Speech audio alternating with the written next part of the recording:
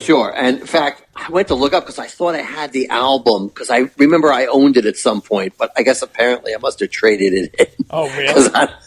Because I don't have it anymore. Oh, boy. I do remember the album. It was that was the tribute to Jeff Porcaro, right? Yeah, absolutely. Right. And that was because Ed was friendly with that band, with Toto and Steve Lukather. So he came in and did a couple of tracks. Right. I think also there was a question on why they covered a Hendrix tune. Right. I think it was because Porcaro was a Hendrix fan. So they were doing songs that he either played on or he was a fan of. And so that's why they did that song. Absolutely. We are on to letter number 4, and that comes from Daz the Aussie. He's Darren Leach, and he's from Australia. And he says, hey guys, wondering if you saw this as being released on Black Friday, which is what we talked about in the news about the Sammy Hagar picture disc. And he says, do you guys have VH vinyl? In fact, what's your Van Halen collection? CDs, vinyl, cassettes, posters, t-shirts, etc. Would be great to hear your most prized possession. Well, I have no Van Halen vinyl, except, you know what I do? I do have Van Halen bootleg vinyls, that's for sure, from back in the day. My Van Halen collection mainly consists of my CDs. Growing up, I listened to cassettes and vinyl, but I traded in my vinyl for the CDs back in the day. Greatest possession would probably be my bootleg collection for sure. I also have a big Van Halen book collection and a massive Van Halen t-shirt collection. So what about you, Dave? Yes, massive T-shirts would definitely be your collection. And they literally are massive T-shirts. Oh, I know. That's what I was getting at. Yes, that's exactly what. I don't have the T-shirt collection you do, massive Right. or not. Right.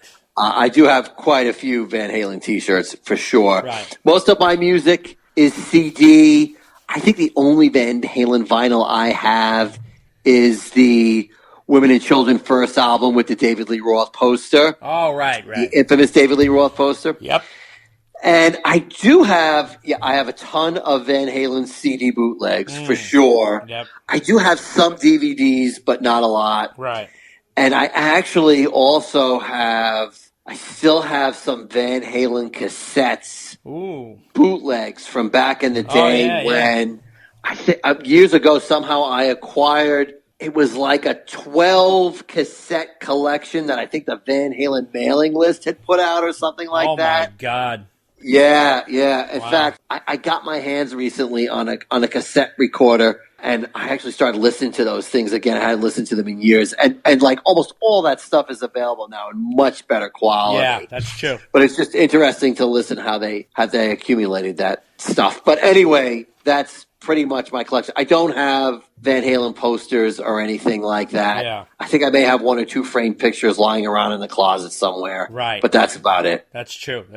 Letter number 5 comes from Air Force J in Half Moon Bay. Dave, one of your faves. He says, what's up, Dave? I'd like to ask what 9 artists, single, group, or duo, are standing alongside or just behind Van Halen as your favorite artist of all time. This is not a question of who you like the most or who is most influential. Music speaks to people in different ways, but who are your top 10 artists in no particular order? And he says, mine are Santana, Bob Marley and the Wailers, Ice Cube, Stevie Ray Vaughan and Double Trouble, Wu-Tang Clan, Aerosmith, Michael Jackson, Tribe Called Quest, P-Funk. And he says, last thing, I loved your review of Live Without a Net. And I caught on to Van Halen later in life, and I remember seeing the videos that you talked about on MTV. And I remember wondering where they're from. That DVD was a prized possession once I got a hold of it. So that's Air Force J and Half Moon Bay. So let's see. This is hard for me to do top 10 because I have so many. It's brutal. But just to give you,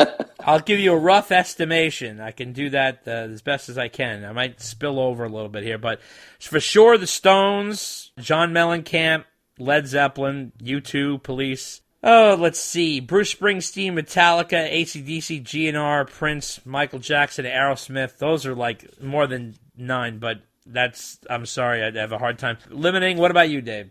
I don't know that I have 9, but I would say the Monkees are up there. Oh, yeah. You love your Monkees. I do. I love my Monkees. I would say Living Colour is up there. Yeah, he's throwing in the diversity. They're just a great band. I don't care about Dave, we both love Living Color. It's a joke. Dave and I were security guards for Living Color. No, you were the security guard. Was it? You weren't? What did you do? No, you always lie about that on the podcast. Oh, that's right. You just blew the band in the back after the show, and I was the security guard. That's right. Right. You just upset because I got backstage and you didn't because you were security. Exactly. Oh, you worked harder than me that night, that's for sure. But anyway. Yeah, so, Led Zeppelin is up there. Oh, for sure, yeah. I'm a big fan of the British blues genre from the 60s. Mm-hmm. So definitely like Eric Clapton, right. John Mayall and the Blues Breakers. Right. The Yardbirds are definitely one of my favorite bands. Right. I'm definitely a big fan of theirs. Those are really the highlights of the bands I really like. Like the rest of my collection is like sprawled all over the place. And despite my love for Eddie Money and that I've seen him live almost more than anybody who wasn't a member of Van Halen, I think I only have like one or two albums by that guy, believe it or not. Hey, Dave, what are you talking about? Come on, I'm the money man. I'm the guy with no control. I know. Don't you remember when you felt up my wife? I let you fill up my wife, for Christ's sake. Jesus Christ. What does it take? What do you want me to do, Dave? Want me to sing Baby Hold On? Baby Hold On to Me. Whatever will be, will be. I really gotta take a pee. God rest your soul, Eddie Money. God rest your poor soul. Eddie Money. Anyway, those are my musical loves. Oh, that's great. Well, we all know Dave's an eclectic son of a bitch, so his musical taste is all over the map, and that's for sure. We are on to letter number 6, and this comes from a man by the name of Dave Moses, the fourth Dave, as he likes to call himself. He said he heard the last podcast about Live Without a Net, and wow, I was there in 1986 in the fourth row on Eddie's side of the stage. Correct me if I'm wrong, but I think BTO brought out Leslie West for a solo. Then I remember he dropped his guitar on stage and walked off. And then he wants to know if we had heard about that. You guys did an awesome job with Live Without a Net review. Thanks for the memories. Yes, okay, so just to clarify everything, the fourth day, Leslie West did make a guest appearance with BTO when the band opened for Van Halen in 1986 on the 5150 tour. In fact, the collaboration was captured on the band's Live album, which was repackaged as All Time Greatest Hits Live.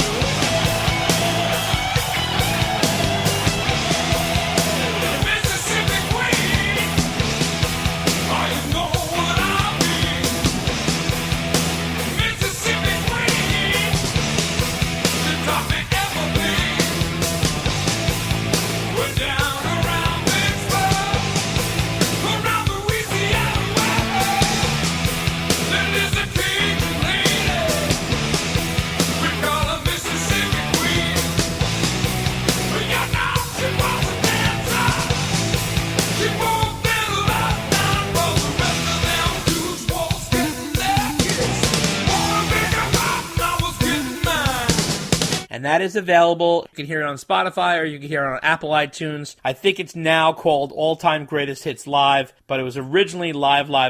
So, what do you think of that, Dave? Oh, wow. I never knew that. Yeah, really? Yeah.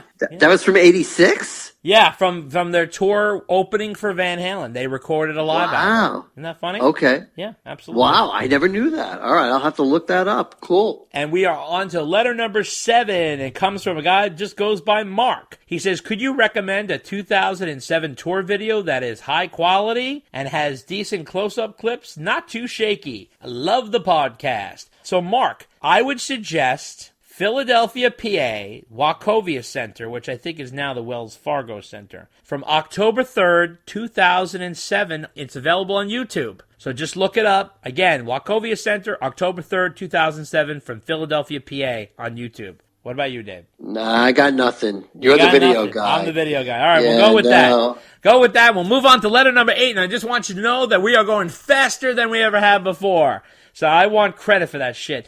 Hi, Dave and Dave. I love the most recent podcast with the analysis of Dave's and Van Halen's current situation. With regard to your discussion about Sammy refusing to sing Jump, at that time, the war of words between Sam and Dave in the magazines was really crazy. Dave really put Sam in his place by pointing out that, I'm paraphrasing, Sam can say whatever he wants, but now he's in Van Halen. He will have to sing Jump every time they play. And Jump is a song Dave wrote. Sam was real silent after that, and I always thought this was the reason he had other people sing Jump and refused to sing it. Unfortunately, I can't document this. I just remember it from back in the day. Love the podcast. Ed and Al should invite you both to 5150 for all you do in keeping Van Halen alive. Mike Drab. Well, thank you, Mike. I don't think that's ever going to happen, but it's a nice gesture. Yeah, right. I do remember this, but it wasn't just Jump. I think what Dave was saying, he was more like, he has to sing my lyrics every night, and I don't have to sing Sammy Hagar songs or something like that. And I think it was in a rock magazine, if I remember correctly, but it was something along those lines. Dave, do you remember anything like this? I don't remember the specifics, but yeah, it was definitely along those lines. Okay. We are on to letter number 9, and that comes from Matt Krill. And let me tell you something, Matt. I'm starting off by telling you this is my favorite letter of the night. You made my day, and I'm going to tell you right now. He says, hello, why does Midwest Ron bust your balls for calling 316-316?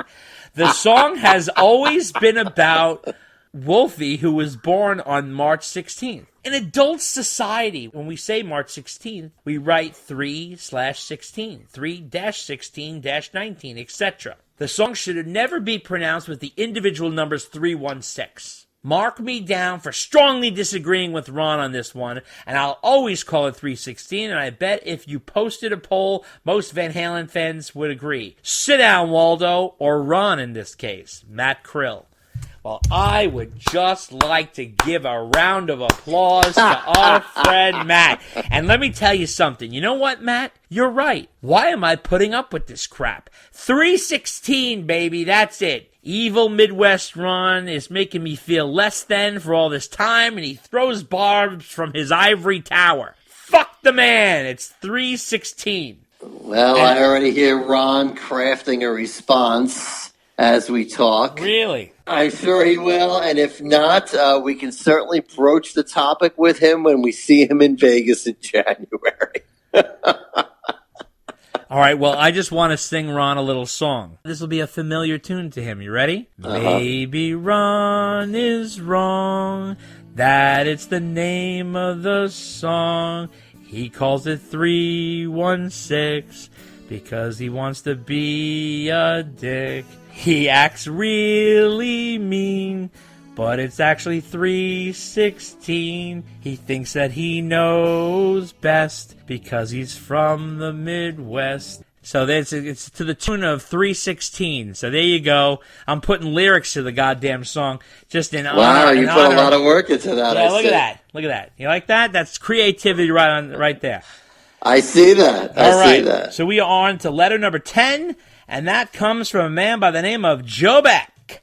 And Joe says, when 5150 came out, I was pleasantly surprised at how great it was. Unfortunately, I never saw them live and was pissed that they barely played any Van Halen and also played Sammy solo songs. This would ring true with every subsequent tour during the Sammy tenure into the 90s. And thanks for the insight on the Van Halen corporations as well. Keep up the great work. So this is what I had to say. So yes, Sam got away with murder here. This is the Van Halen songs, the old Van Halen songs he sung, okay?